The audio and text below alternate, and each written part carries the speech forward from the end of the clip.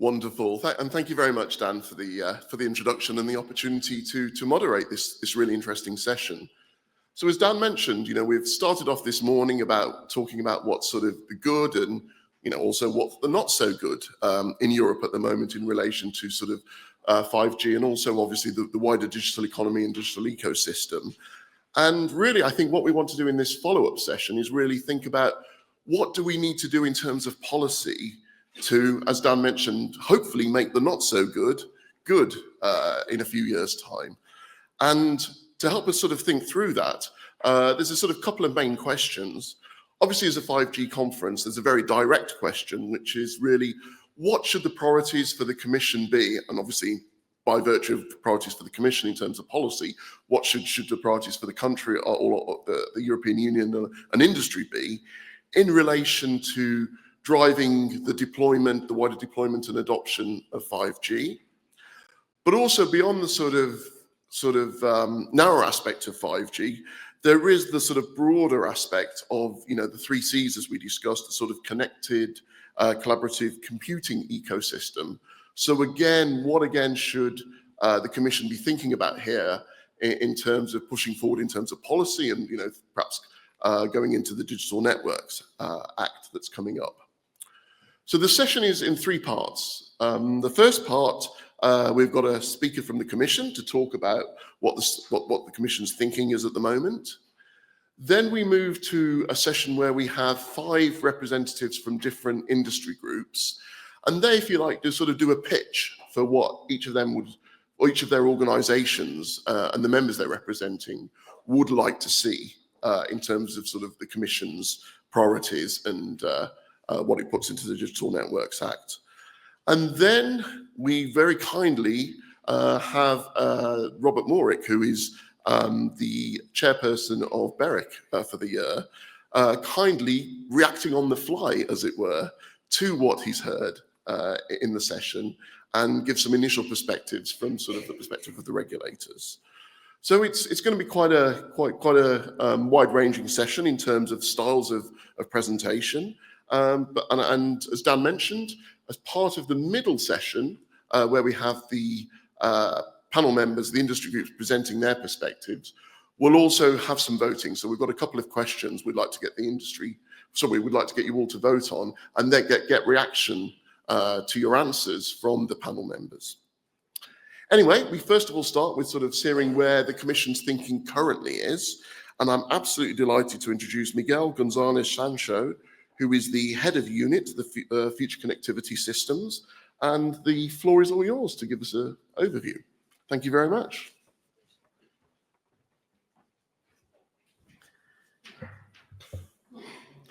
Good morning to all. First of all, thanks to the organizers for organizing. It's a pleasure to be here. Actually, well, I have an easy role now because talking about the priorities of the Commission, my boss, Thomas Kodas, has already done the job this morning, and of course, I'm not going to deviate from what he said at all.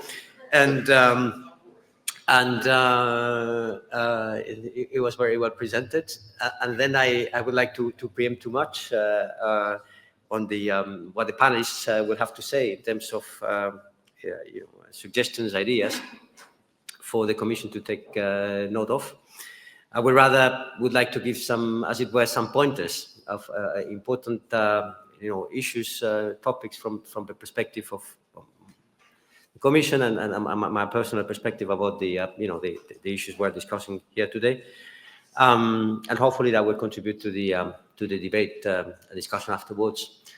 I will take as a starting point the white paper that has been mentioned several times already today, from last year, February, from the Commission, that went by the name "How to Master Europe's Digital Infrastructure Needs," and which provided a bit of a vision paper, and to set the debate. First of all, to put let's say elaborate a bit on the challenges that the digital, let's say, the digital domain is facing. So a couple of things there. First of all, really digitalization has become serious. We have reached, let's say, the next level, after the pandemic, and so with virtualization, softwareization, really going into the data economy. So we are at the next stage, which has impact on many levels. And one idea that comes, is very much underlined in this white paper is the idea of convergence of technology, but also, markets, the borders between sectors being blurred.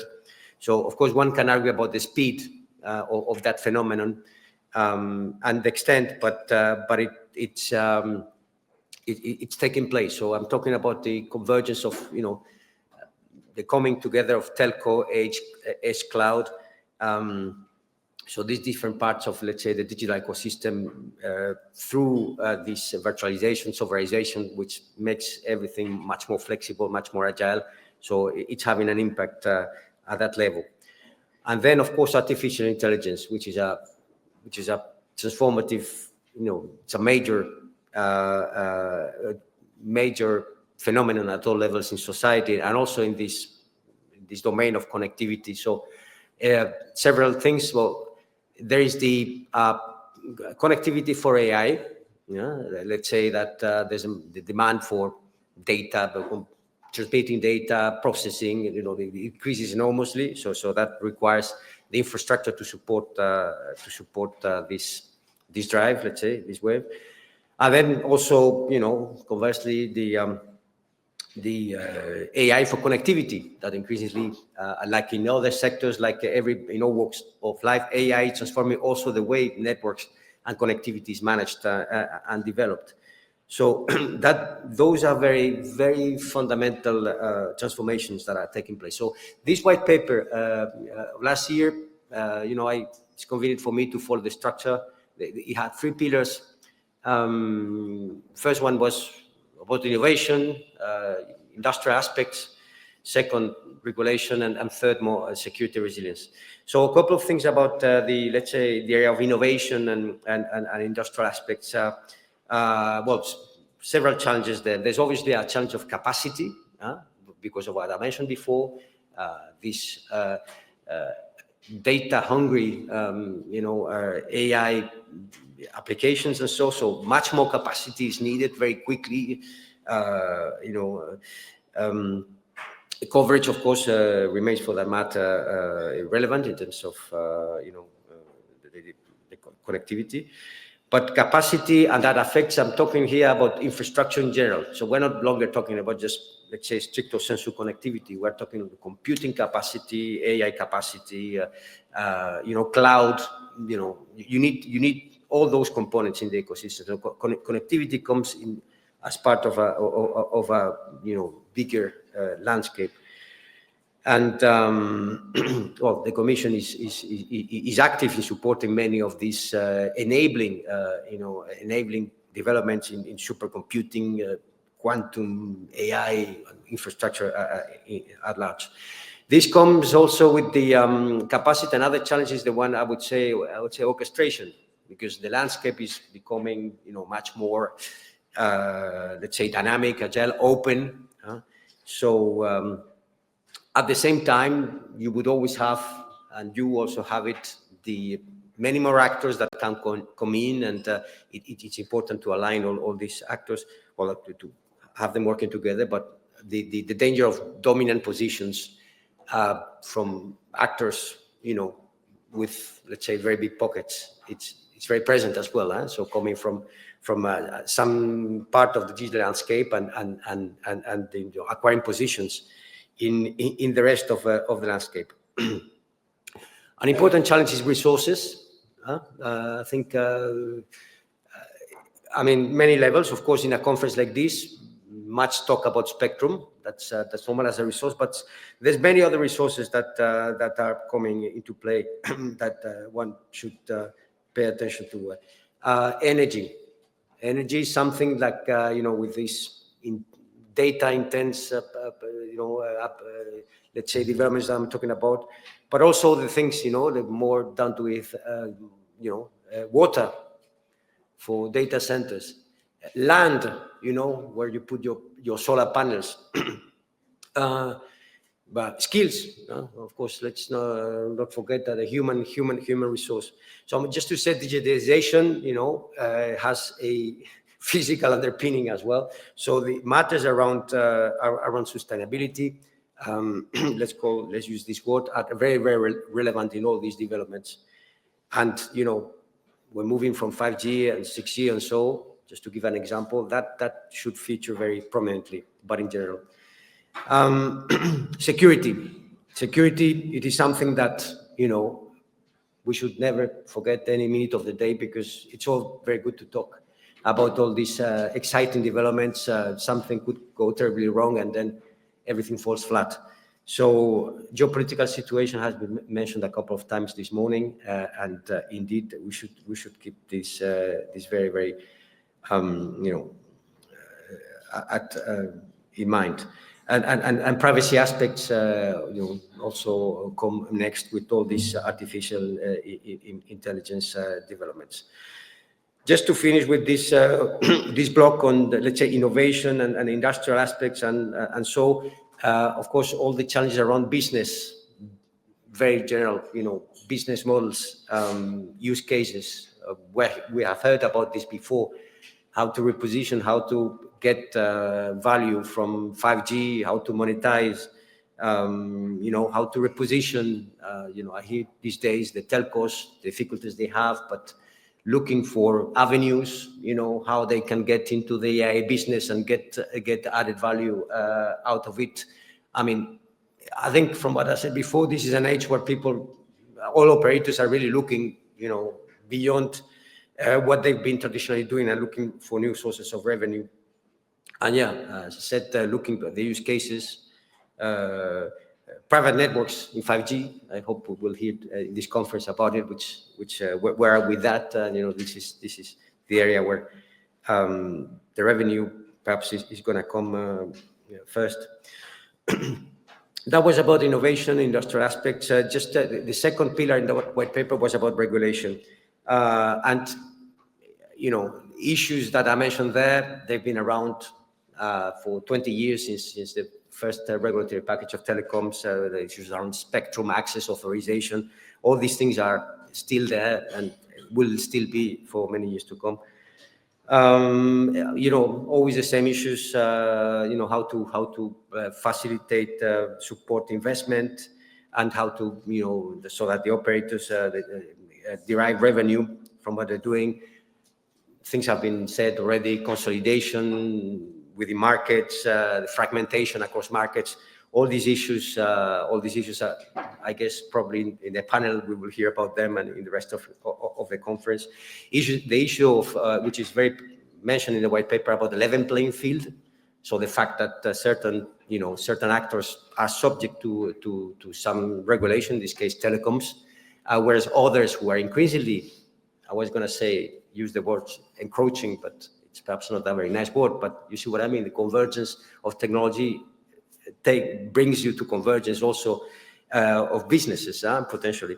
So, I mean, how to treat all this new landscape, which is moving so fast and, converging, how to have legislation, regulation that is equally, pervasive. About regulation, of course, in a conference like this, we would tend to think very much about the traditional telecoms regulation, let's say, but there's other very important pieces of regulation that we should keep in mind. On data, artificial intelligence, security, all that is part of this landscape, digital landscape that we're talking about. So and okay, I hear often these conferences, deregulate. Too much regulation kills business. Yes, but absence of regulation can kill business as well. So the right balance is important, and there's obvious risks there from total deregulation. I can think now, for instance, about artificial intelligence, where it will be interesting to see how things evolve between different parts of the world in terms of approaching that issue, and with recent announcements in the US. I think, for that matter, if I can stress that Europe has stick its course when it comes to artificial intelligence regulation. Not any regulation is okay, probably, but you need to have some when it comes to such fundamental things such as that one. And just to conclude, the third pillar of this white paper was about security and resilience.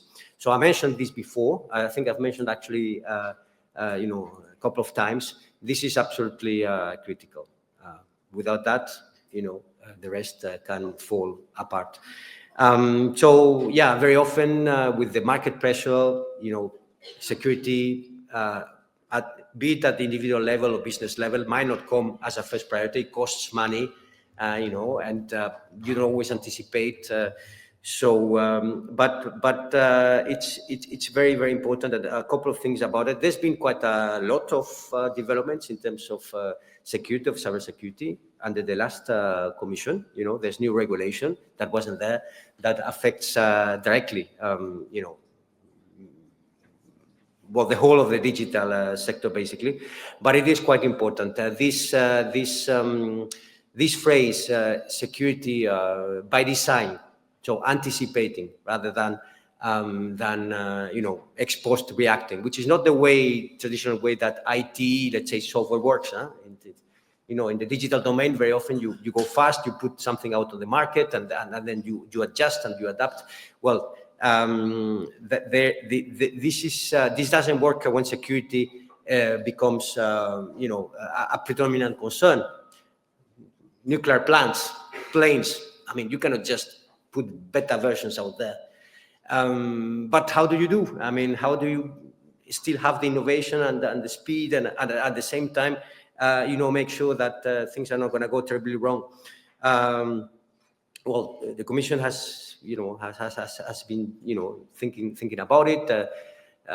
There's the Cyber Resilience Act, which has been passed, which the idea is to anticipate in all products, digital products and services, that from the outset, this security concern is taken into account. It is not easy at all in this digital landscape. You have to think about the security all along the value chain, okay, because the problem can come from anywhere. So this is really tricky. And then critical infrastructures. I mean, since everything has become digital, digital is not about just getting phone calls and watching TV. These days is the core, is the skeleton of society. So if digital goes wrong, we have seen it several examples. So this means that it is important to make sure that really critical infrastructure, be it transport, energy, but also digital, is secured. And this takes this area of digital in the national security realm, domain, which is something that has to be let's say, negotiated. I mean, you want to innovation, you want to the business revenue return, but at the same time, there's also responsibilities, I would say, in terms of making sure that managing this absolutely critical infrastructure is safe. That's it. So as I said, I wanted to put some pointers out there, not to tell what the Commission is going to do in terms of initiatives. That was already done in the morning, but hopefully there will be very interesting, reflections coming up from the panel and the rest of the conference. Thank you very much. Great. Thank you very much, Miguel. I think we're overrunning a little, so I think we'll have to skip questions. Are you around over the lunch break if anybody wants to speak to? Great. Thank you. Thank you very much, Miguel. Okay, we'll move. Yeah, you can head off. Thank you very much. While Miguel is heading off to resume his place in the audience, could I ask the panel members to come up for the panel session now, please? Thank you.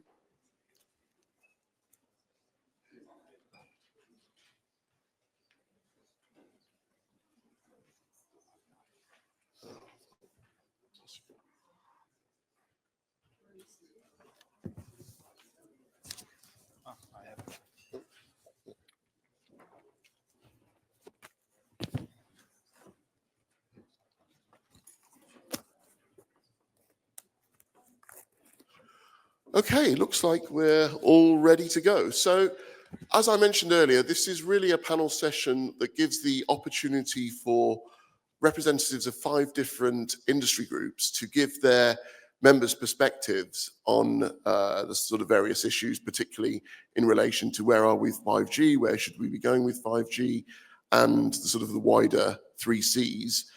What I'm going to ask is each of the panel members to make some opening remarks and, if you like, make their pitch for what they would like, the policymakers to be thinking about as the DNA is developed, and sort of, if we keep the remarks to 5 minutes each, and then we'll sort of move to an open discussion, which will include voting, as we mentioned, but also questions from all of you. So, as I say, if all members could keep to 5 minutes each, so we do have enough time to get audience questions in, that would be really fantastic. So what I'll do is I'll just introduce each speaker first. So I'll introduce each speaker, allow them to make remarks, and then move on to the next speaker and introduce them. So first of all, just to start off with, we have Laszlo Toth, who is head of Europe in the CIS with the GSM Association. And please, the floor is yours.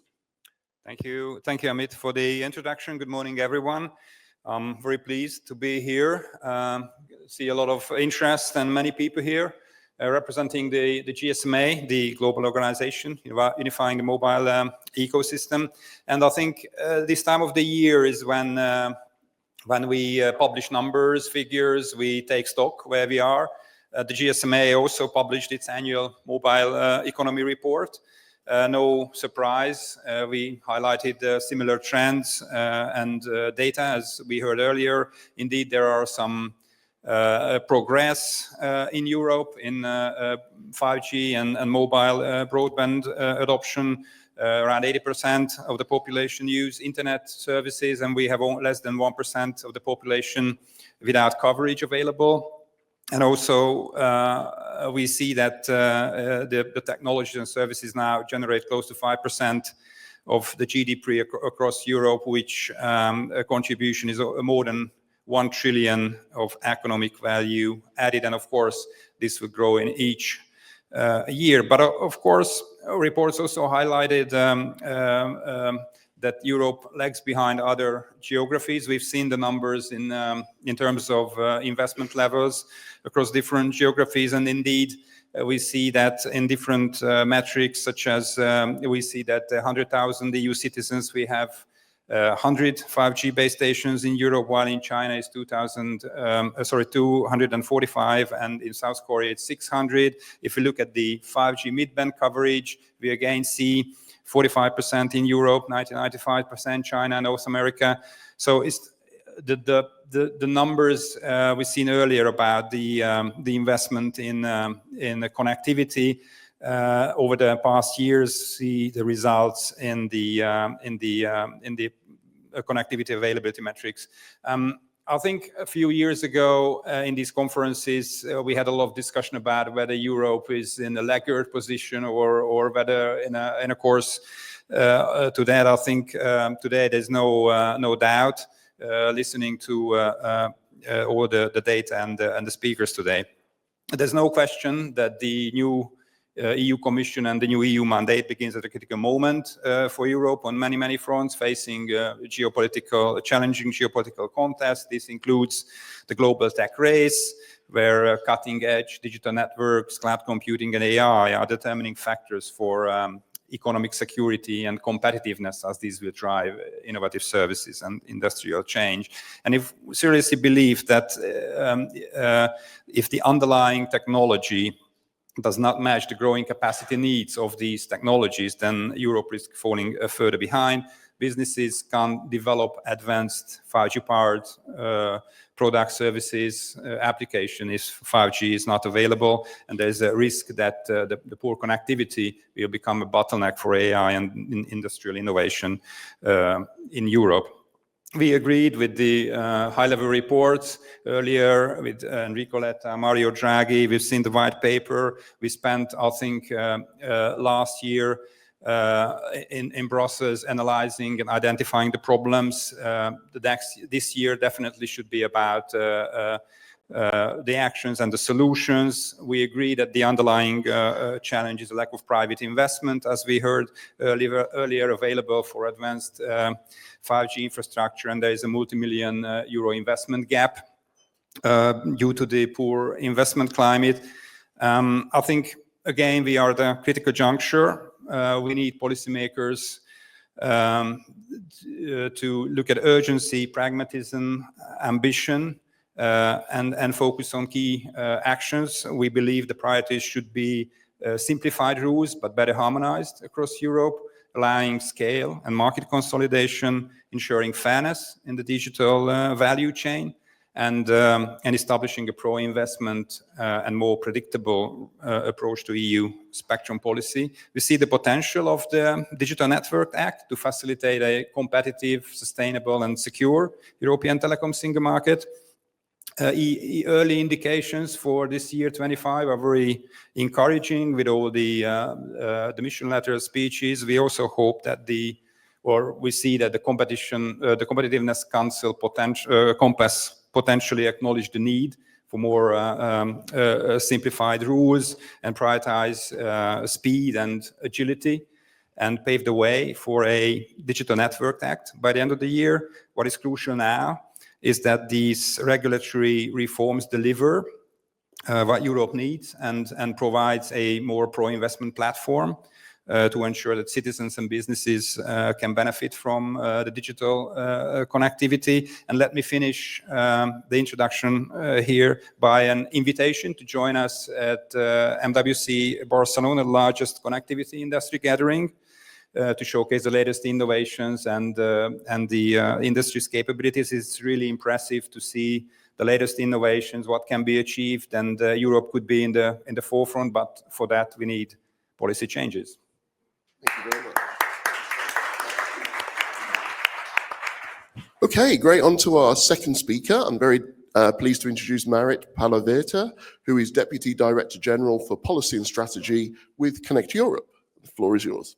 Thank you very much. And I think it's still just about morning, so good morning also from my side.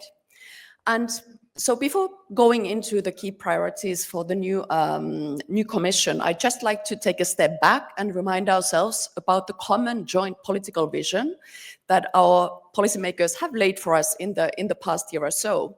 And this is very much based on competitiveness, on innovation, sustainability, resilience, and security.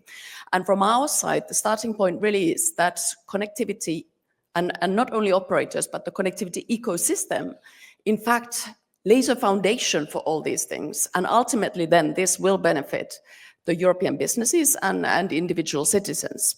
So, in a way, the policy reforms that we are asking will be going and benefiting the European citizens and businesses. So going into the key priorities, and I think we have already this morning touched on them, so I will not labor on all of those, but try and focus on the things that have been maybe a little bit less discussed. But all in all, from our point of view, we need a leaner and a more targeted policy framework to really unleash the private investment and innovation in Europe, and really to help us deliver on the European competitiveness, which has, by all of these good reports that we've had, been painted as the bit of a pain point for Europe. So I'm just going to mention 4 points that are on top of our agenda. And I think the new term in town is the so-called simplification agenda. And I can just say that we fully support this agenda. And perhaps to unpack this a little bit from our side, from the telecom sector point of view, this would include cutting reporting obligations where necessary. And this goes beyond telecom regulation. It could touch on sustainability and other things. It very much also includes deregulation. So we see that markets are increasingly competitive, and the way that the sector is regulated today is no longer relevant. And also, I would include here an aspect of moving away from sector-specific rules towards more horizontal rules. We see now that the ecosystem has evolved and we have different types of actors delivering similar or the same services. So we should be then simplifying in a way that all these actors would be subject to the same rules. And the second point is about the market size. So we already talked a lot about the scale issue. I think perhaps the point that wasn't mentioned so much is to do with how can we create scale. So clearly one thing is to allow for in-market consolidation, but the second very important thing is also to get rid of those cross-border barriers that we still have in Europe today and try and advance the single market vision and agenda. And this is not easy. We know it's not easy for member states. It's not easy for our members also always, but there are certainly easy wins that we can do here. And then talking about single market, we come to another pain point, which is the spectrum policy. And I think that while we are not calling for 100% harmonization of European spectrum rules, which is for many reasons, we do see the benefit of harmonizing some mobile spectrum bands across the low and mid bands to meet future traffic demands in a cost-efficient and energy-efficient way. And also then, in terms of best practices and what can we do to have a more coherent, or as Thomas Gordas put, integrated approach in spectrum policy, we could discuss good practices around awards procedures, around license prolongation, and also the costs related to spectrum auctions. The fourth point I would like to mention is demand stimulation. It wasn't yet so much discussed, and it doesn't really require any regulatory or policy agenda as such. We applaud that demand is very much part of the digital decade targets, the compass that the Commission has put forward. And really, we would like to call for more work and more joint efforts on the use cases. So we from Connect Europe side, we are part of this 5G Smart Communities project in the consortium, which is something that we can do as an association. And through that work, we've seen that there's so many good use cases being trialed around Europe at the minute. So we really need to just put our head down and do more work on that, and also then make sure that we can, to the extent possible, replicate these across the board. And just a final word, if I may, on the 3C, that Miguel also just mentioned in the introductory remarks. So we very much agree with the convergence idea, and we of course know that our sector is going through this transformation, technological transformation. And there are many areas that Europe needs to be stronger in, whether it's Open RAN, the APIs, 5G standalone, edge cloud, etc. We need to think how and what kind of other policy things or initiatives we could do to support this technological reform. And there are certainly industrial policy tools, such as the IPCEIs, that can be helpful. Also, standardization strategy, very important for Europe to be stronger in standards. And then making sure that the new vision for 5G, or ultimately 6G, would also include the sustainability and security as kind of key components. So perhaps we can discuss that further, but I'll stop right here. So thank you.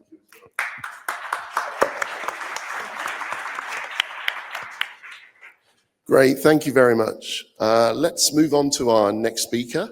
I mean, often when we sort of think about 5G, we think very much of the sort of terrestrial side of 5G and often forget the satellite part there. So it's really great that we've got Isabel Moro, who is the Director General of the Global Satellite Operators Association, to tell us about the satellite perspective. Thank you very much. Thank you, Amit, and hello to everybody. And I'm really glad, because I think we've been sitting here for, I don't know, 2 hours, maybe more, and that's the first time I hear the word satellite. So thank you so much, Amit, for this kind recognition of our industry. As an introduction, because some of you may not know us, GSOA is the Global Trade Association for the satellite industry. So not only we represent operators, satellite operators, whether they are GSOs, non-GSOs, multi-orbit, but also also launchers such as Arianespace and vendors, big ones, big manufacturers such as Thales, but also 70 members that are, representing smaller companies. So as you said, Mary, every year it feels pivotal. We come here and we think we have to take stock. But I think 2025 in particular is very special, and I don't know, certainly not in a very good way. Alexandre, you meant it's the year of the report. I don't think it's just the year of the report. It's also the year of an incredible, challenging geopolitical situation that we have, in Europe. But also, and I think we've heard it, but not to underestimate the big wind of deregulation that even just in the last week has been coming our way, on the other side of the pond. And this is definitely going to have implications. So we cannot ignore what is happening.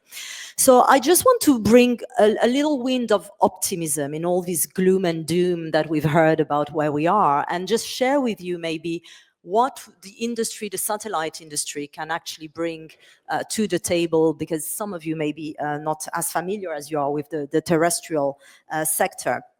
So when we think of not only the DNA, but holistically, when we think of the policy environment, the policy frameworks in Europe, they are just want to give the role that satellite can play in 3 or 4 of the areas that are priorities for Europe, or for the European Union at least. One is providing holistic, high-performing digital infrastructure. And we've seen it, the EU Council and its conclusion in the white papers really calls for a holistic approach to digital infrastructure. And we think we must really move beyond the historical silos that we've had. When we speak to regulators, and we've heard it this morning, I haven't heard the word satellite. I've heard space, I think, once, from maybe the Polish presidency. But we really need to ask how satellite complements over technology. This is no longer just complementing, it's really how are we extending the services, whether it's terrestrial and others. And so I think if this was the first ask for the policymakers, for the EU, that would be one, just see us as an extension of the services. And really try to address this disconnect. So the potential of satellite and the role they play in connecting people, but also things, is often overlooked. And this must change if we are to achieve really this European ambition to embrace the latest technological advancements for high-performing digital infrastructure. The second thing is bridging the connectivity gap with the right investment. Bringing connectivity to everyone and ensuring that connectivity everywhere in Europe is not only a matter of technological progress, but it's also a fundamental step towards creating a more equitable, inclusive, and interconnected Europe that we so desperately want. And the EU's connectivity goals have to align with the realities of consumers' demand, that may not all be for the latency that we are currently sort of imposing.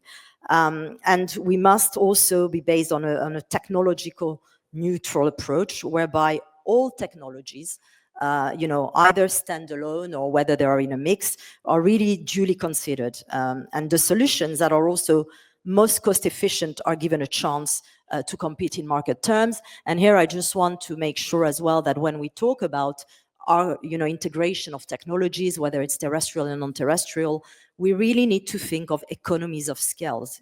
That's where really we can work with vendors and work together to create those economies of scales. And we've heard it, maybe not today, but recently, that the EU's fixed gigabit goals would cost approximately 150 billion euros using only fiber and 5G. Well, investing in satellite could save over 29 billion euros while ensuring full coverage everywhere, and not only on land, but also at sea and in the air, as we know. So investing, again, like if you say, what is the ask? Investing in satellite technology isn't just strategic for Europe, for the European autonomy, but it's also essential for our global competitiveness. So many of the projects that I think were mentioned this morning by the Commission, this is something that maybe we need to work more closely as well with the Commission to be considered for such funding. And finally, driving innovation and scale and promoting security and resilience, which is one of the hardcore, if you want, attributes, positive attributes of satellites. Over the past decade, the satellite industry has evolved dramatically, and in particular, I think in the last 5 years, with technological advancements, but also intensified competition. And I will say as well, we've heard about consolidation. Consolidation is happening in the satellite industry. And, you know, we've seen Eutelsat and OneWeb, we've seen Viasat and Inmarsat, and now we have SES and Intelsat that are merging. In our industry, it's happening. So, you know, we've heard it as well for the mobile industry, and it's a good thing. You know, that's how we move forward. So the last thing I want to say as well is the satellite integration with terrestrial networks. We think it's no longer optional. We signed a cooperation agreement with GSMA at Mobile World Congress earlier this year. We signed a cooperation agreement with ESA as well, the European Space Agency. This is a reality. And this is a reality that, you know, policymakers, whether it's at EU level or in states, really need to look at it. Because, as I said, this is how we are going to create economies of scale. And this is, you know, for us, we are seeing D2D. We are also seeing much innovation in IoT broadband. And, you know, there is a lot of hype in LEOs. Everybody is about, you know, what LEOs are doing. But the traditional GEOs are innovating at the speed of light as well with new services. So in a nutshell, I think, you know, like with the new leadership that we are seeing in the Commission for the next 5 years, with the industry excellence, knowledge that we have, whether it's us, whether it's terrestrial, whether it's Wi-Fi, we really need to work together to make sure that, you know, we give the next 5 years a chance to deliver a successful targets that we have for 2030. Thank you.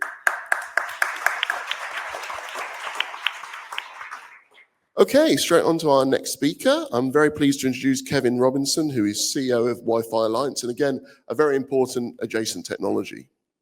To you, Kevin. Great, thank you. And so now for something completely different, different than I was one of the single digits from probably the rest of the world, and I suspect I'm probably the only Texan in the room, so I apologize in advance for that.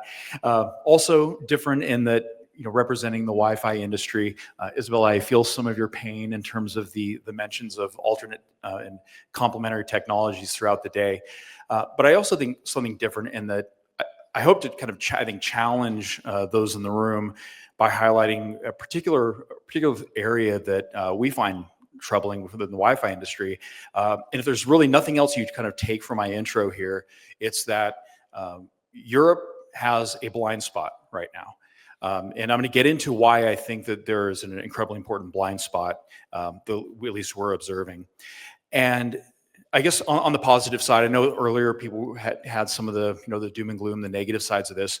But from a positive perspective, I think Europe still has an incredible opportunity in front of it. So, you know, clearly has a very strong appreciation for the role of connectivity in delivering competitiveness, et cetera. And again, that opportunity is still very much in front of Europe. It's not like the window has yet closed. But where that blind spot is coming in is I think, overly focus on a single technology to solve everything. When the reality of being competitive and looking at the connectivity landscape going forward, it's going to take many technologies. It absolutely is going to be 5G. It's absolutely going to be fiber. It's going to be Wi-Fi. It's going to be satellite. And some of the kind of implications of the, let's say, that lack of appreciation for the broader landscape, in particular is around delivering cost-effective, high-performance connectivity. It takes a collection of technologies to ultimately deliver what businesses need, what the consumer needs in their homes, particularly as we look into where connectivity generally takes place. So that's I think one aspect where you're potentially missing out on through that blind spot. Looking at the 21st century ecosystem, I think an issue with the blind spot is it's not recognizing where many of these new innovative applications where they're actually being developed within the ecosystem. So whether it's the case of VR predominantly being developed on Wi-Fi, or whether it's other applications that require the more seamless integration of 5G and Wi-Fi, but because that seamless integration is not occurring, neither of our technologies are ultimately have the ability to deliver on some of those opportunities in those innovative applications. And I think the other key element ties into global competitiveness, in that with this blind spot, again, there's a focus on, I heard the data point about 5G base stations. That's an incredibly important data point. And of course, you should be looking at that. Where is the consideration of, and then another data point around the fiber to the home deployments and the penetration of fiber. Where's the data point on how that fiber actually gets to the device, right? How many of those homes and how many of those businesses are using the latest generations of Wi-Fi, so you're ultimately able to take advantage of that connectivity you're delivering? Potentially a blind spot in that when you look at what other regions are doing, they're very intentionally looking at a mixed strategy of multiple technologies that are ultimately going to deliver that competitiveness. And so if Europe is only measuring itself against, let's say, I was about to say yardstick, and I know it's a meter stick here. So again, there's the Texan coming out right there. But measuring itself against only 1 meter stick, there's the opportunity that blind spot is going to catch up, where other regions now are more competitive because they have that optimal mix of technologies based on what they're trying to deliver through connectivity. This is just something I just want to put this up because this slide really paints the picture of it's not about where we want, what we want the landscape to look like from a data consumption standpoint. It's the realities of it. 90% of data consumption is happening indoors. How much of the conversation around policy is focused on that, delivering that indoor data connectivity? In general, it's not as having as prominent a role as it needs to. And of course, with outdoor traffic, again, you have to have this seamless coordination between things like Wi-Fi and cellular to deliver on ubiquitous connectivity. But this is the reality. Most of this data is indoors, and we need policies that take that into account. In terms of looking at the single digital market, of course, Wi-Fi has the ability to support I'm just going to touch on a couple of them, but the digital workforce. Now we're in a place where somebody can contribute to the workforce no matter where they live within Europe and where their company may be headquartered, really eliminating many of those barriers. So very specifically on recommendations for the new commission. The first one is future-proofing European digital infrastructure with balanced policy priorities that eliminate these blind spots and take into account the full mix of technologies that can ultimately support the higher level connectivity goals for Europe, which are laudable, they're very important, but it's going to require this mix of technologies to deliver that. And I guess one unscientific data point that kind of proves that blind spot exists, a recently published paper that I won't name, if you go through there and count the mentions of technologies, there's roughly 70 mentions of 5G and 6G. There's 2 mentions of Wi-Fi. Getting back to that data, but then how is data moved? Increasingly with Wi-Fi. So I think it's important that we have that the commission has that broader perspective, looks at those higher level goals, and is not entirely focused on one technology, but how we all play well together. And then one very specific near-term thing that the commission can focus on. No, you didn't get out of here without a mention of spectrum, but timely outcomes on the upper 6 gigahertz band. Wi-Fi equipment is shipping around the globe with 6 gigahertz capabilities. The phone in my pocket right now supports the entire 6 gigahertz band. When I go home, I benefit from that spectrum. When I land here in Europe, I do not benefit from that. European consumers are paying for devices that have the capabilities in them, and they're not yet able to take advantage of those. So I think there's certainly some immediate work that can be done to prioritize that and ultimately deliver benefits to businesses and consumers in the EU. Thank you. Thank you, Kevin.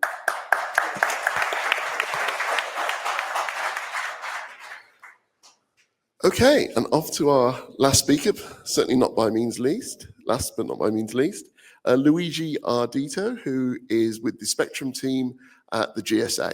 Over to you, Luigi. Thank you, Amit, and good morning, everybody. So let me, I am the chairman of the GSA Spectrum Group, and let me say a few words about GSA, how we are organized. So basically, GSA, first of all, is, like the representative is the Global Supplier Mobile Association. We represent 9 major industry executives, and we have over 85 actually associate subscribers. So we have the Spectrum Group, which is a big one, over 200 Spectrum engineers globally. But also we have groups dealing with standards, with private networks. We have the intelligence group where we get reports, etc. And also we have the fixed wireless access group. So it's really a big organization there. So in terms of what we do, obviously we do lobbying. The Spectrum Group does a lot of that, but also we publish a report. We have about 160 annual industry reports, and these really are covering a lot of areas, from devices, chipset, spectrum, standards. You can read on the slide, operators, auctions, etc. So if you need information, from GSA, we collect all of that. Of course, we're happy to provide. So let's give you a little bit of data about 5G, and 4G devices. So you can see that 30,000 devices are now available for 4G and 5G, and also some data about mobile subscriptions. So mobile subscriptions are still growing, 8.7 billion. In 2027, we will see basically the 5G connection overtaking actually the 4G ones. And in terms of data consumption, we are on average per smartphone, per month, per user, about 21 gigabit. This is according to Ericsson Mobility Report. In terms of 5G, the data we have is that there is continuing investment from operators. More than 600 operators are investing in 5G. 55% of them have already launched commercial services. And if you see basically what were the numbers from last year, 2 years ago, 2023 to 2024, in terms of 5G devices, smartphone, of course, are 50% of that. The ecosystems in terms of devices, it is also growing. So from our point of view as a GSA, a lot is happening in 5G. Obviously, there are all the issues which have been mentioned during this conference, but we are getting there. Now, the question is that enough? Should we just think about 5G? Does the world stop at 5G? Well, no, because actually, there is some more things that are happening in the world. And we know that ITU is working towards IMT 2030. We know that basically we are going towards 6G. And this is happening in collaboration with a number of organizations, including 3GPP. And 3GPP actually is providing an input into this very nice direction of the ITU. And so basically we are at a point where 6G is starting to be defined. There is a workshop in March. There is a timeline which is being agreed. So we are really, getting there. I mean, this is to give you an idea beyond the 5G, what is going on. So the point is, what are our recommendations, to the new commission? They are not going to be just recommendations of 5G. Obviously, we do agree with the recommendations provided GSMA on spectrum, but actually, what the commission is going to do on 6G, because the world doesn't stop, and we need in Europe a 6G spectrum roadmap. We see that the US and China are progressing. There are strategies there. They are very pragmatic. They are committed. I was, at a conference in India just at the end of last year, and the question there was not about 6G is going to happen or not, but the question was from the government and the regulator: how do we lead on 6G? What do we do? How do we get, spectrum there for 6G? And so basically, it is important for Europe as well, to have new assets to be able to deploy 6G. And there is a need, at some point in time in the future for 500 to 750 megahertz of spectrum per network. Where do we get that? Well, there is a discussion, my colleagues from the Wi-Fi Alliance, they were talking about upper 6. We also talk about the upper 6. We would like this band to be used actually for, allocated for IMT, high power, macro base stations. This is actually the opportunity that Europe has, to deploy 5G Advanced and 6G. It's not going to be the only band. I believe that we need to have in the roadmap also additional spectrum, which will have to come from the 7 to 8.4 gigahertz band. And then there is going to be also, the coverage spectrum, which is the lower UHF. So really, we would like our message to the Commission is really, we really need to think about that, because when we get there, Europe could be weaker than it is today if we don't think today about the 6G spectrum roadmap. Thank you.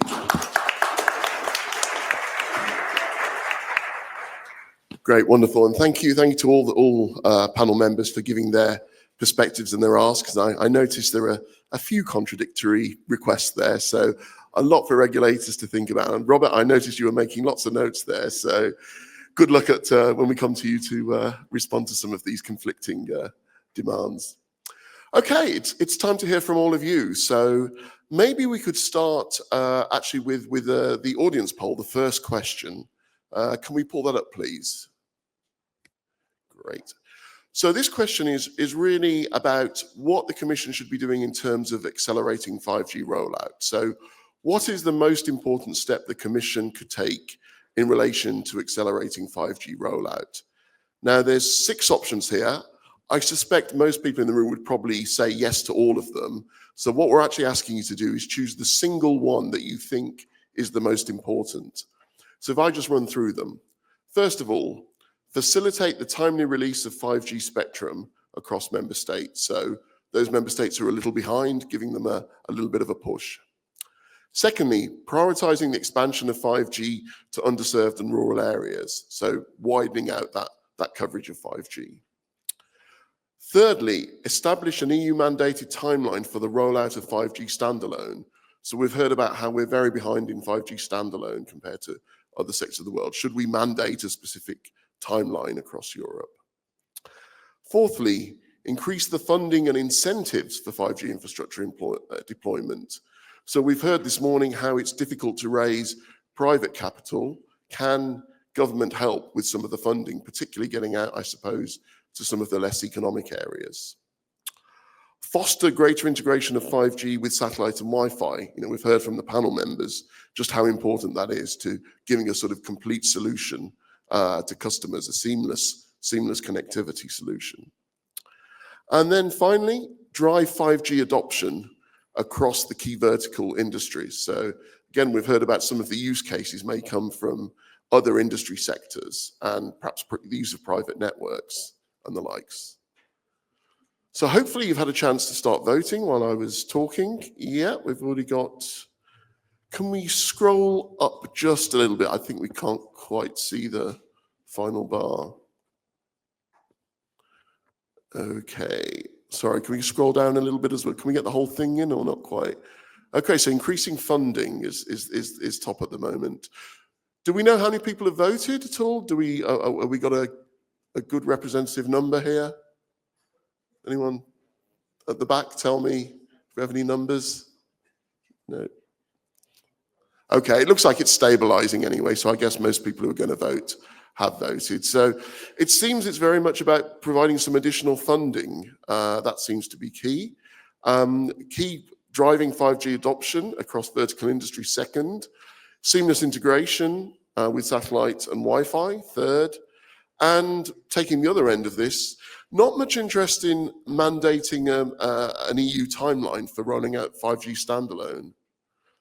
Okay, interesting mix of results. Now, of course, I have to put the caveat on this is, of course, part of the answer to this depends on the mix of the audience here, of course, and what their relative priorities are. It may not necessarily be the public's priorities, as it were. But having seen this, would anybody like to react? Anybody on the panel like to react to what they've seen and comment? Please, Laszlo. Thanks a lot. Probably I would also vote for the first one if I had the opportunity, but not necessarily on increasing the public funding, but more the emphasis on the incentive. So my answer would be to ensure that the policy environment will be better to promote more investment. And if we go a little bit further about as the question of the Commission steps, I think there are no a single measure or one answer. I mean, earlier I heard from other colleagues as well some important points the Commission can do to increase the connectivity in Europe. I think maybe I would like to pick on one point because it's also mentioned here, which is the spectrum one. On spectrum, I think there are two main areas. One is spectrum availability, and many of you in the room know that it starts at the global level, WRC. And I'm sitting next to other communities like the satellite and the Wi-Fi community, and fully agree that we all play an important role providing a connectivity mix for European citizens and businesses. And it's also important that all technologies would have enough available spectrum to develop. We see now that, for example, in this 6 gigahertz band, which there was an agreement at the WRC at the global level that the lower part will be used for Wi-Fi and the upper part will be used for cellular technologies. We think it's a good compromise. Of course, it's a very valuable mid-band spectrum. We see that in Europe, some of the member states are hesitant to implement that split. There are these weird considerations we hear about sharing indoor-outdoor. So what if I open the window? All that weird stuff, which of course we can't implement technically. So that's really important spectrum band, and we would like to encourage European regulators to stick to the global compromise, which will allow both technologies to thrive. And the second important part is how the spectrum is so kind of the pricing. So the spectrum awards, we see some room here to improve the conditions, basically to make it is more predictable for mobile operators, the use and availability of spectrum. We see the merit in coordinating or harmonizing some of the considerations in Europe. And of course, will be good to assess and draw the conclusions on some of the earlier trials on set-asides and some similar practices which probably had less efficient spectrum use in different countries. So that we really hope that the Commission will move and progress on that one as well in context of the DNA. Great. Marit, did you want to comment? Yeah, sure. Having said that, I mean, Laszlo pretty much said what I also wanted to say, and I also want to reaffirm that from our side, we very much support the global compromise on the upper 6 gigahertz. And I think Laszlo already mentioned the arguments behind that. Maybe a broader point that I wanted to make, because I felt like we left off the first round of comments in a kind of an impression that we have divided camps based on the choice of technology. And I just wanted to clarify my understanding of that. And I think that in Europe, I mean, blind spot or no blind spot choices. I mean, from Connect Europe's perspective, we are technology neutral, and that's a kind of principle-based position that we have had for a long time. And I think if we look at our political targets today, we have the digital decade targets, which actually the main target is to reach the gigabit speeds. That is the target. And that was clearly a political choice that our policymakers took and said, listen, in the next 10 years, we want to reach gigabit speeds. And then in parallel, we have had BEREC, who has done work on trying to define technically what qualifies as a very high capacity network. We know that fiber is there, 5G, maybe fixed wireless, maybe some cable technologies, etc., etc. But the starting point is tech neutrality, actually. And I think that's also from our point of view. So, of course, our members are maybe primarily mobile and fixed connectivity providers, but collaboration is very important. I mean, I know that we collaborate with the satellite industry, and also we consider ourselves also as Wi-Fi providers, because if I think about myself, I have Wi-Fi at home and I buy it from my telecom operator. So in a way, I think the mix of technologies is already there, and there's no need necessarily to have a kind of a division for the sake of policy discussion. So thank you. Thank you. And I'm glad you mentioned that, because it sort of leads to the next point I sort of wanted to raise with the panel, which was, one thing I think if we were asking the public this question, and obviously it would have to be a modified version of this question for the public, but I suspect their biggest pinch point is what they would really like is seamless connectivity without having to think about it. And I was pleased to actually see the sort of foster greater integration of 5G has got 19%. Given most of the audience here is probably the terrestrial 5G community, there probably aren't that many Wi-Fi people and satellite people as the audience. I think getting 19% is probably a good reflection of how important this issue is. And I wonder, perhaps if Isabel and Kevin would like to comment on this, and maybe also talk about what is being done to create that seamless connectivity, both technically, but also in terms of the commercial business models that would support this, because unless those are there, this won't happen. And I'm glad you raised that, because for us, of course, the priorities would have been this greater integration, but also prioritizing 5G in rural areas and remote areas. Because I think, I can't remember, sorry, Alessandro, but I know you showed us a picture that if things were keep going the way they are, by 2030, there was a staggering figure where you said 40%, 45, that would not be connected. And so what we really need to be careful is that not to create a further digital divide, within Europe. But in terms of, you're asking what's happening at integration, because we had discussion last night with some of the mobile operators over dinner, and saying, oh, we've heard about this integration, and it's true. Like, we've been working together, we've been providing backhaul, for satellites. So this is not new. D2D is not new. But we are now stepping into a new world where there are, as I said, a lot of innovation. There are new players that have come to the table. And so we are really at the next level, even when we're just talking of standards. So standards, if you look at Release 17, the satellite industry sort of jumped in when the bandwagon was already started, but we managed to have 5G integrated into, to have satellite integrated into 5G. When we look at 6G now, we are really part of the discussion with 3GPP. We are there, and it's, integration from the nascent stage. So Release 18, 19, we are no longer like the cool kids on the block that are coming a bit late. We are really part of that integration. So that is, standards is really important. Policy, of course, spectrum is going to be critical when we look at D2D and the two different models, whether it's MSS or with IMT. Of course, we're going to have not a few months, maybe a few years of discussion on how we are going to use spectrum.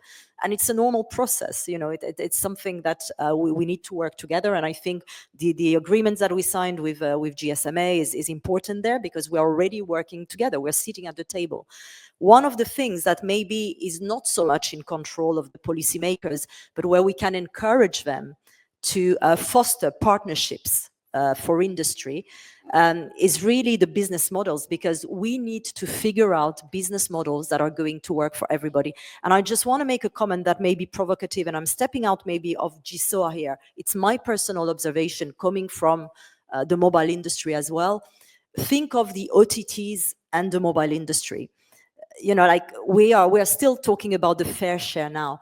If you look at the relationship between the satellite industry and the mobile industry at the moment, we are at that stage where we need to sit down and we need to find business models, because in Europe, we are very scared of this word, business model, business, we need to make money. And on both sides, it will need to be viable for both parties. Otherwise, it will not play. And one of us will be asking for the fair share in 10 years' time. So that is one thing that, maybe goes beyond the policy arena.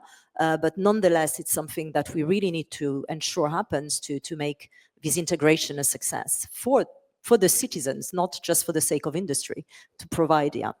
Thank you. And Kevin, tell us about when we're going to get to the day where we don't have to log into the NH network and type a password.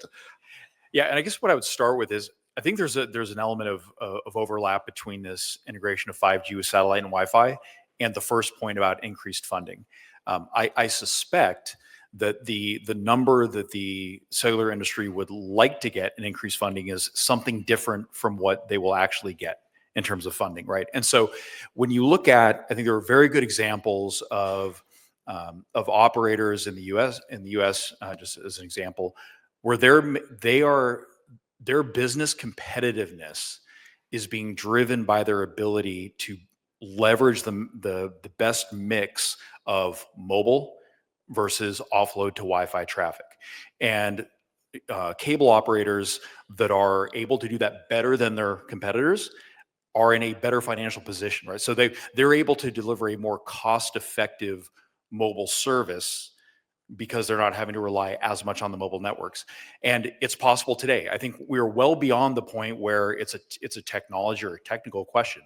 We have things like Passpoint and Open Roaming. Open Roaming is one of the big initiatives that the Wireless Broadband Alliance has been pushing for quite some time. In fact, Passpoint, more than a decade old. So for years, every cell phone sold in the US comes with a credential for that mobile operator so that it can authenticate to a Wi-Fi network. That's still in its infancy in Europe, right? And so again, we need to get beyond the technical issues have been solved. It's more a matter of it's the business considerations. It's potentially things like regulation, liability, maybe getting onto a network. It's those types of things that need to be addressed before we can really have this greater integration, which ultimately supports the ability of the operators to deliver a more less capital intensive network that still delivers the expectations that their customers want to see. And Luigi, sort of based on the poll and also what you've heard, any comments, any reactions? Well, my comments are pretty much in line with what the GSMA was mentioning, and I also actually do agree with Isabel. I mean, 6G is really the place to start, where these communities can work together. Obviously, like we reference especially to the Wi-Fi Alliance. We need also a way that the communities has to have a business, for the long run. I mean, when we talk about resources, the Upper 6 is a very important resource, for the industry, mobile industry in Europe. So obviously, that has to be carefully considered. That's really where we are, and we'll see how it goes in this conversation with the different stakeholders. And I go back, 6G, we are at the point where also can be defined in a way to respect the incumbents. When we go, like to other bands. So we really welcome this opening from the different stakeholders. Great, thank you. Okay, I'll be delighted to take some questions from the audience or some points, or maybe somebody wants to comment on why they voted a particular way in the poll. Anybody like to say anything? No, gosh, I think this is the quietest audience I've known. Stefan, thank you. We've got a mic for Stefan. And just a reminder, I know who you are, obviously, but could you just introduce yourself and your affiliation? Stefan Seele from Colliago. It's a different question. The only pan-European network we have is actually the European Aviation Network, which has a terrestrial and a space component. Their spectrum license is expiring in 2 years, and so they're not actually investing in 5G at this stage. So there's a lot of talk, and yet it seems the only truly pan-European network is being left there to hang without a decision. Have European policymakers lost the plot? I don't know if anyone here on the panel can answer that question more generally. I mean, I know the Commission has commissioned a study on this particular topic. If anybody in the audience from the Commission would like to give an update on what's going on at the moment, please feel free to show your hand and we can get a mic to you. Otherwise, if any of the panel feel they can comment on this, please go ahead. No, okay. Okay, no problem. Okay, well, in that case, I think I'm going to move on to the second audience question. So if we can move to that. Now, I know during this conference there's a difference in views of 6G in that something we shouldn't be talking about 6G. We should be really focused on 5G and getting 5G working and so on. Whereas others think we need to be talking about 6G because it's coming, whether regardless of whether Europe talks about it or not, it's going to come because the US and China are certainly talking about it and are making preparations. So just to be neutral, I will change the question slightly. So looking ahead to 6G or 5G part 2, what should it deliver? High speeds, lower latency, wider coverage, lower energy consumption, seamless integration with satellite, seamless integration with Wi-Fi. Now this time you don't have to choose. So if you believe in 4 of the 6, you can vote for 4 of the 6. So please go ahead and vote, and it'll be interesting. If everybody votes 100% for everything, that'll be interesting in itself. But let's give this a go and see what you think are important here. I guess you'll need a little bit more time if you're pressing lots of buttons.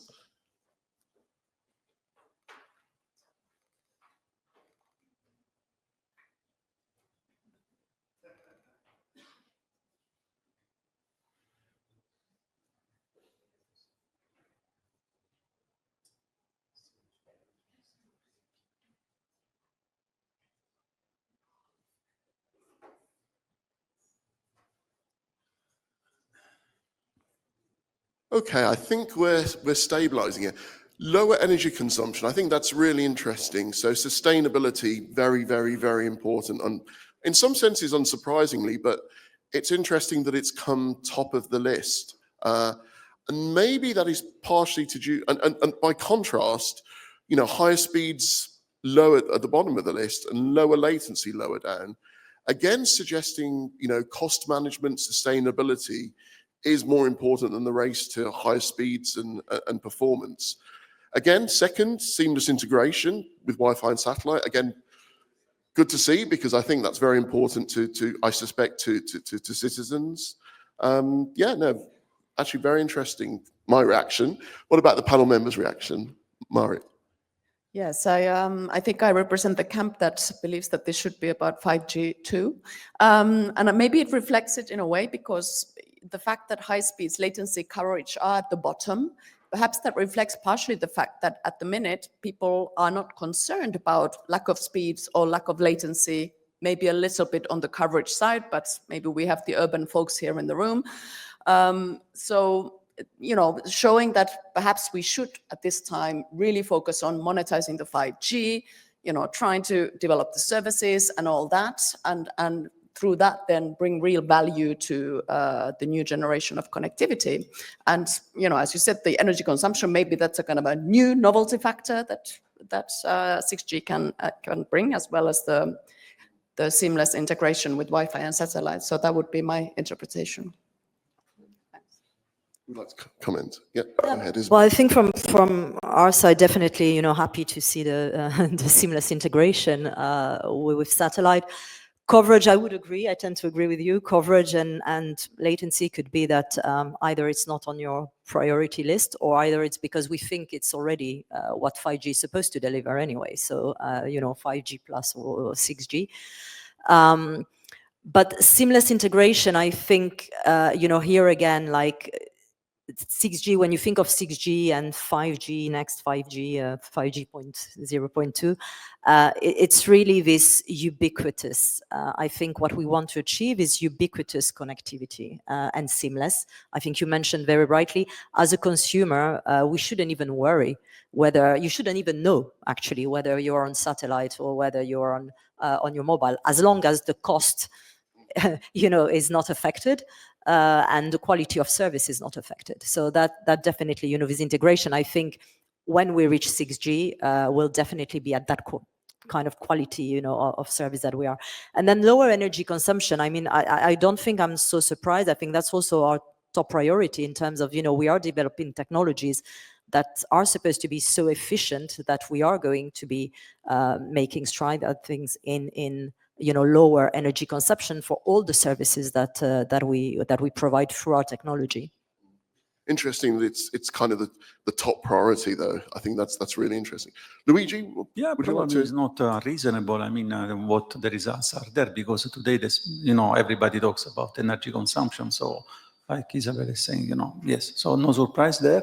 I think no surprise that also the integration with satellite Wi-Fi is what we were discussing before. We are at the right time on 6G to consider those items.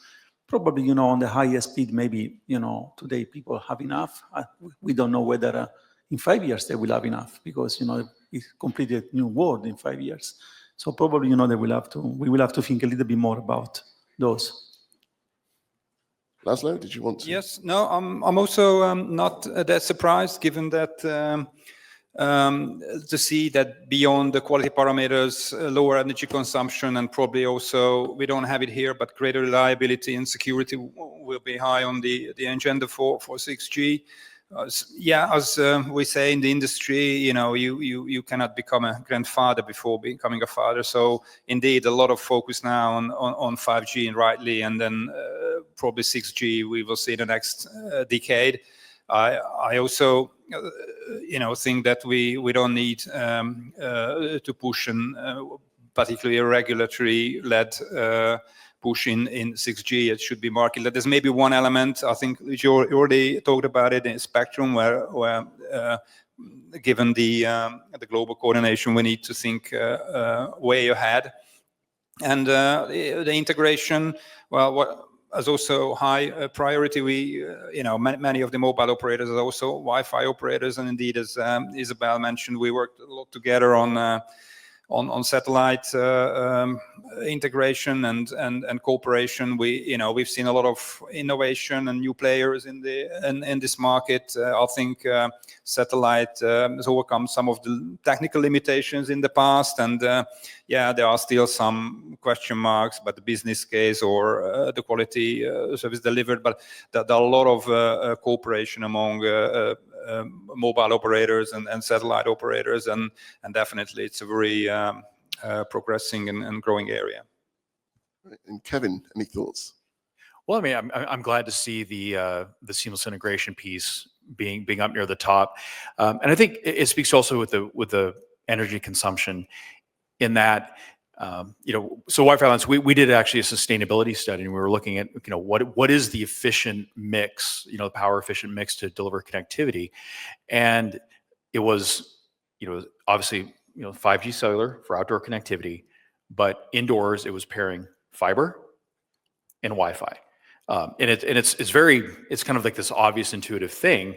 The level of attenuation I get down in this basement right now, and trying to communicate to a base station that might be down the block or through energy efficient windows, right? And now you're trying to kind of blast through that with power. And so, again, finding ways, a lot of these things I think overlap, or there's some interplay between them. But I think the better we do it integrating with Wi-Fi, it can actually help address some of those energy consumption concerns, because now we're able to, you're able to whisper between devices instead of yelling at the top of your lungs to try and communicate. Thank you. Okay, any questions, comments? Yep, William over here. Any others? No, William.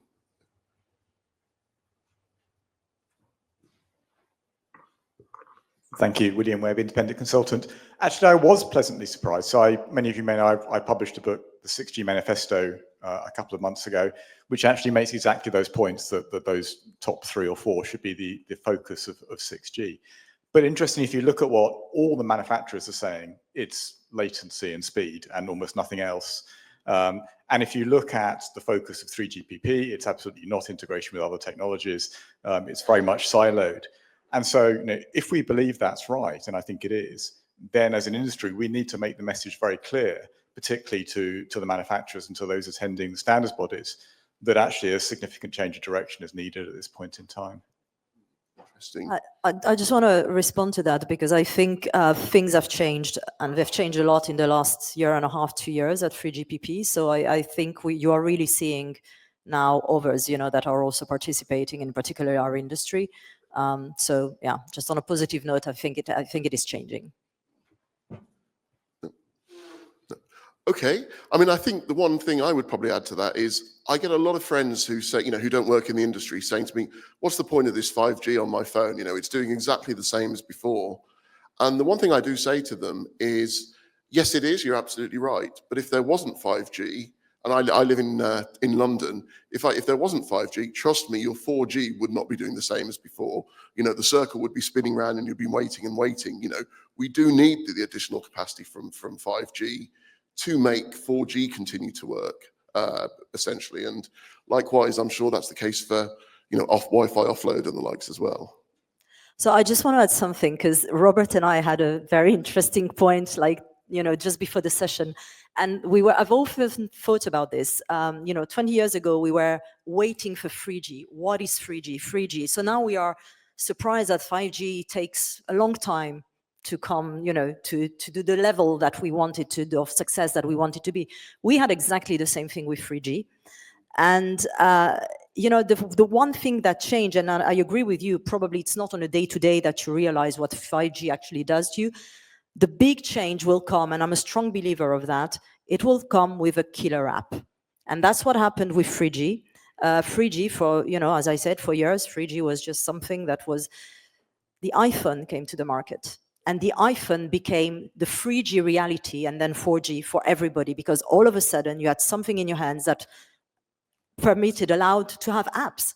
And the apps market, completely exploded. So my only wish, is that given that we are in Europe, that killer app for 5G will come from Europe. And it will be for consumers. It's rarely for business. It's usually a B2C, killer app, yeah. Okay, any further thoughts? Any final questions? No? Okay, I'm going to ask each panel member just to make one final comment, just fairly briefly.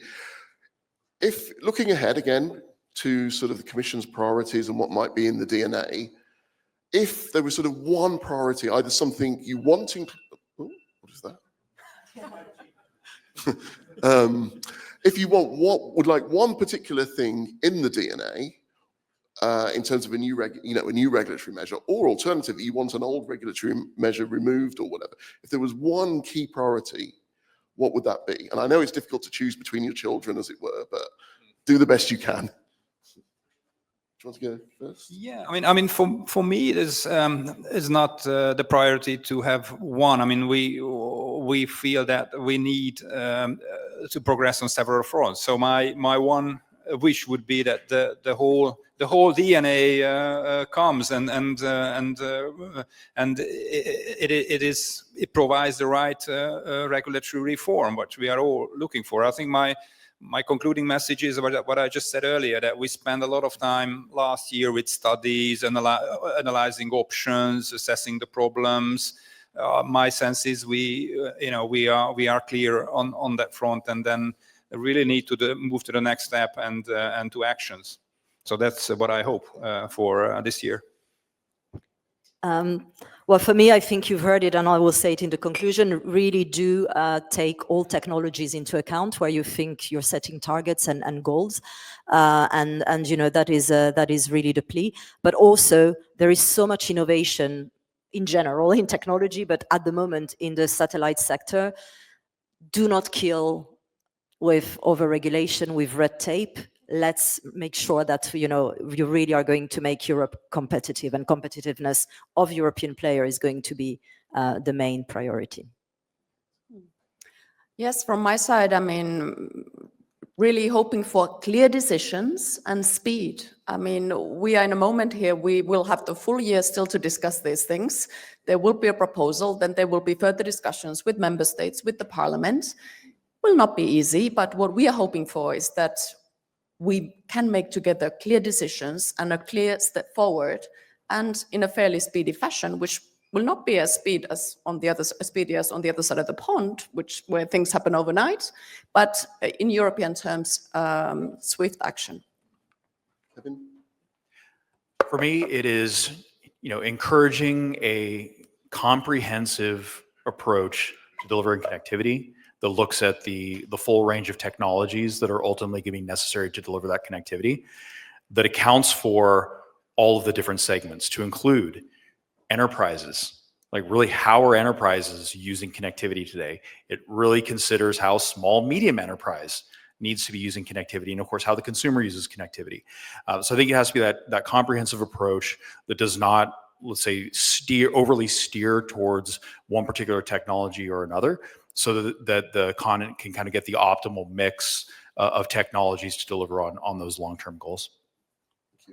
Luigi. Yes, for us is like a clear decision on spectrum roadmap for 6G, and make sure that actually also the operators don't have to pay all that money for spectrum in the future, and they can reuse that money to launch new networks, new generation of technologies. Great, excellent. Okay, look, a huge thank you to, can we thank the panel for an absolutely great session, and thank you very much for all your contributions. Okay, I'll leave you to leave the stage. In the meantime, I will also ask Robert to come up. So I'm absolutely delighted to reintroduce Robert Morick. He's here, he's also the chair and commissioner at ComReg, the Irish regulator, but you're here, Robert, today in your role as chair of the regulators body, BEREC. And you have the unenviable task of responding on the fly, as it were, to all the different things you've heard for, all the different asks, all the very contradictory asks that have come up. And over to you to give any thoughts you can at this stage, sort of on behalf of the sort of European regulators. Thank you. Thank you very much, Amit. Hello, everyone. Thanks to the organizers of this conference to invite me and to invite Eric. Is the mic working? Otherwise, take this one. I'll just shift this. Right. This works better? Excellent. Herman can testify. Right. I'm trying to wrap up a little bit the discussion that we've had, give you a little bit of a sense what I think from a position as a regulator, from a position as chair of BEREC. But I want to start by saying that everyone seems to be looking at the Commission first and foremost, and then as regulators, as being able to unlock 5G. And if we only were to turn the key, suddenly 5G would become a very positive and let's say something that would make money and that would be rolled out in no time. I think that is a problem that is too big for even for BEREC. We can't solve the business case for 5G. In fact, most of the regulators in Europe don't regulate mobile at all anymore. We don't do anything in that space. Yes, mobile termination rates are regulated by the European Commission. Roaming is regulated by the European Commission, but that is basically giving us a level playing field with the United States, so that the market in many ways is the same as in the United States in terms of economic, as the economic starting point. So that's not really the thing. What we do is we give out spectrum, and we do that in a particular way. But the question that I have is, are these results really bad? Are they different, for example, from the United States? And I've read reports, one by the European Commission, that shows that the cost per user, per megahertz, is not too different here in Europe as in the United States. I wanted to say that I heard it also in the panel here, that we want to see the DNA that is going to solve it. I think that a lot of the problems that the industry faces are actually outside the telecommunications framework.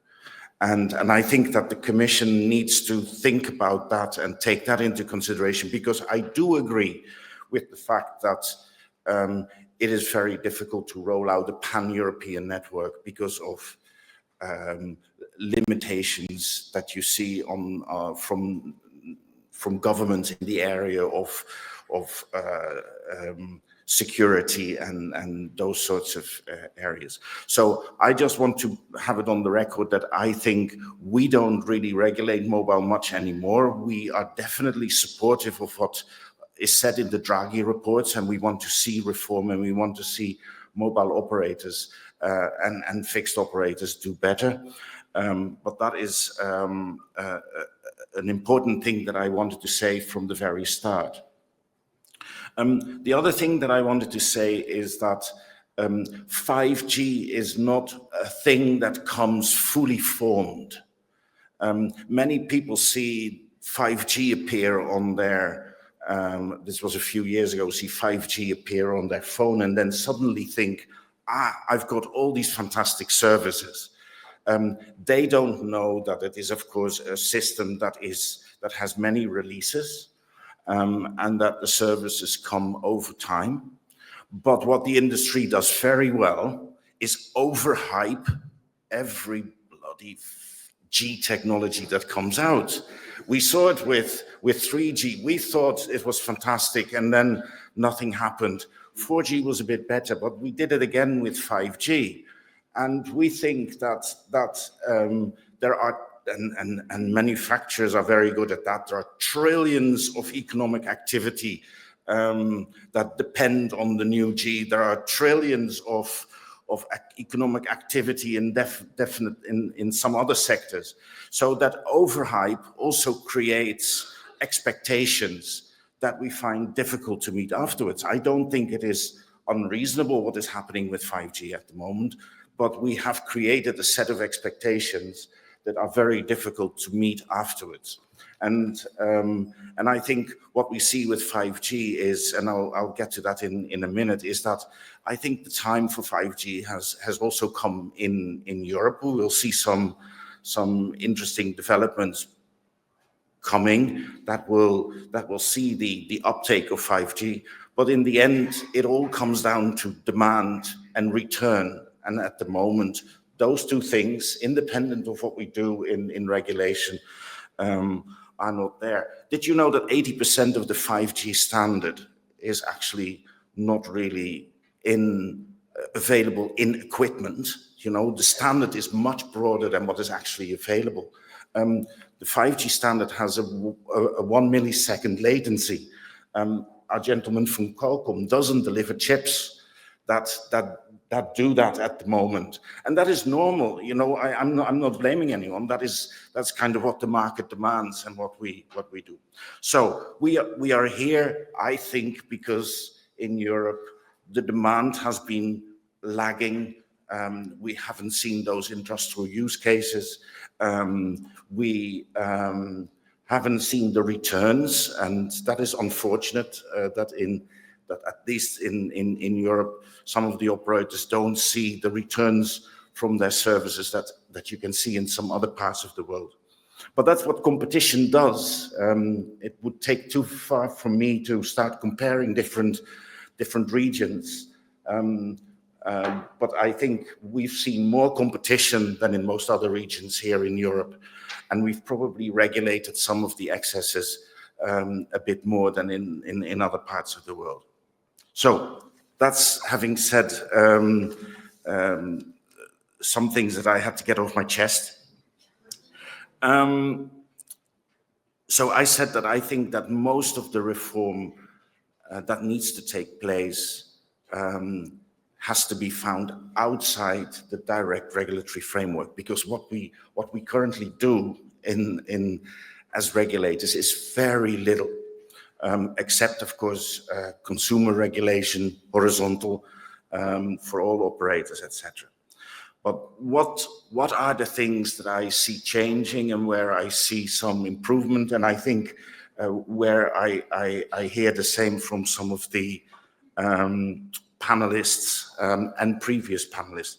First of all, I think we're entering, and I had this written down before the panel actually started to talk about it, because we were talking about it with some colleagues the other day. We are entering an era of heterogeneous networks. It's already here, but it's going to intensify far more. 5G is going to be a very good vehicle to be part of that Wi-Fi, mobile, satellite landscape. And I hear a lot of operators talking with a lot of enthusiasm about, for example, now also that satellite link, because that is, of course, a far more efficient way of having coverage in very rural areas.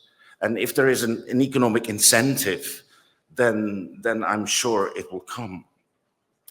I think what we are seeing as regulators is that the demand for private networks is growing now. For a long time, we saw very little activity. Now, in Ireland, you wouldn't expect it because we don't have large industrial parks, but in Europe as a whole, even where there is a big manufacturing base, we saw the demand for private networks being a bit lackluster, to be honest. We see that picking up at the moment. That's a good sign. But not all of that goes to the mobile operators, though. Some of those private networks are, as the word says, private. And but still, 5G and in some cases, other mobile technologies are being used for that. The business case for 5G is improving just by the sheer fact that more people have 5G phones. And the larger the volume of 5G phones in the market, the better it is for mobile operators to invest in it, because the business case of 5G at the moment, not just in Europe, but in many countries outside Europe as well, is driven by the fact that 5G is just so much more efficient to transport data. So if you have large data volumes, you have a better business case to do that with 5G. But if there is only 10% of your base that has a 5G phone, it's not going to get you anywhere. It's an important thing, but the bigger the volume of 5G equipment in the market, the better the incentive for industry to do this is. I think one of the things that we need to think about as regulators, but also especially as the Commission, and I heard Deutsche Telekom say that earlier, and some of the people, is that we take a holistic view of the market, not just in terms of this heterogeneous network. That's one way of looking at it, but also in terms of costs and in terms of obligations that we put on operators. Because I can say with hand on heart, I don't regulate the mobile market, except that I, look at some spectrum, but the market I don't regulate at all. But I do have regulation coming down here from Brussels, rightly in many cases, on security, on resilience, on rollout targets, etc., that do impact the cost base for operators and make investment more difficult for them. So if I were to give you a few more things that I think are of importance for the coming few years, is again, let's focus on demand and return, and for operators to be as nimble as possible. I do think that the 5G footprint will improve, but we definitely need those use cases if you want standalone. And when I talk to CEOs in various countries, I still think that is slow coming. Private networks is the first real light in that area. But if there are no real use cases that really make money, then it's going to be difficult. But at least for those specialized use cases, you are not in the trap as an operator of having to ask the same low revenues, as you would probably call it. As for the price levels can be a lot higher, and the returns can be a lot higher than for the normal retail services. So that is where I think the growth will have to come from. If not, the retail space in Europe is probably not going to change all that much. They are kind of the main things. I just want to reiterate, as BEREC, we are committed to work with the European Commission and with member states to try and reform the legislation.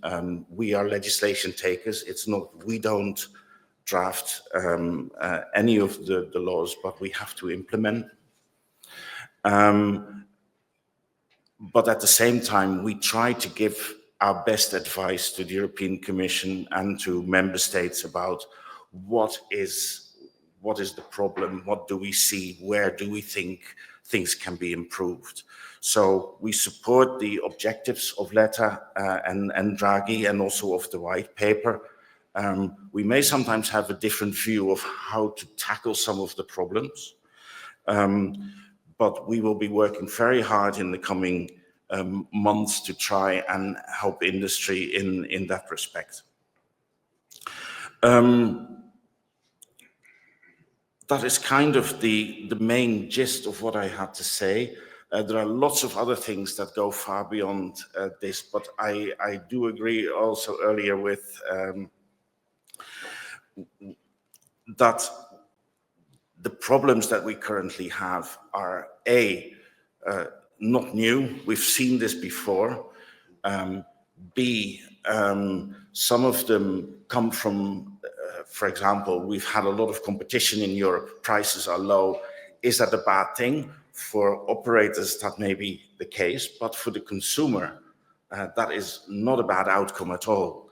And so we have to navigate through these different objectives and see how we can, in a European way, make progress. And I think we can. Thank you very much.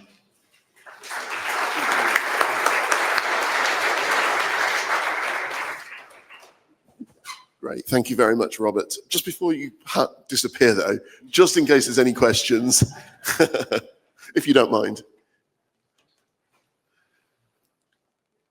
No, after keeping you here? No one wants to comment or react? Okay, maybe I could just ask one. I promise it's only one question. Just thinking about what you said about, the regulators can't solve everything. It's very much the use cases that have got to drive 5G. It's not a case you can create a Digital Networks Act, flick the switch, and suddenly 5G is going to work. I have a lot of sympathy for that argument. I think it's certainly an argument I've put forward many a time. And I'm just sat here, though, wondering a little bit about Marit, one of Marit's point that she made, which was, it wouldn't be great if the next use case did come out of Europe instead of, the US or China or something. And in some senses, I just wondered, do you almost need the network here if you want that use case to come here? So in the sense of, if there are other parts of the world and you have 5G standalone ubiquitously, is there a greater probability that the use case may come there then rather than here, if you see what I mean? Yeah, that's the question of chicken and egg, Yeah, basically. exactly. Does an operator roll out a network, an expensive network, in the hope that creates demand and therefore creates the new wave of profitability? If you have the money, you can make such a gamble quite easily, or more easily. What I see in Europe, or at least in my country, is, and then I echo some of the things I've heard, is operators have to make very tough decisions, investment decisions. That is what you expect in a competitive market, by the way. This is nothing new. The good times of having buckets of revenue that you could easily invest in something and let a network be empty for a number of years, those days are over. But at the moment, I see a lot of operators having to make very difficult decision of okay, I have capacity problems in this city. Do I put in 4G? Do I put in 5G? And then they see that, let's say, 85% of their customers are still on 4G. They put more 4G capacity in.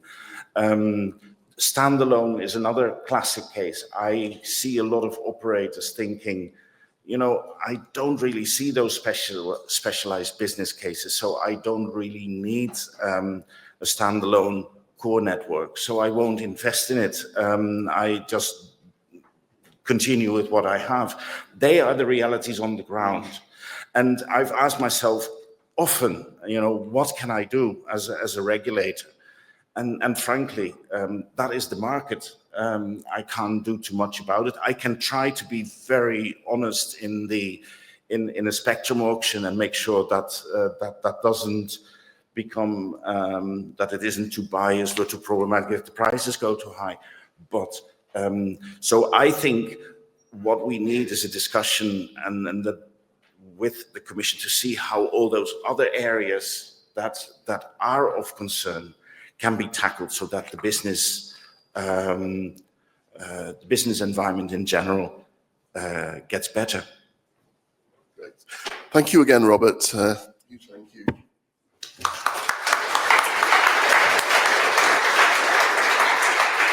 Okay, thank you very much to all of you for a great session. Thank you for participating in the audience votes. I think that gave us a lot to discuss and think about. We really appreciate that.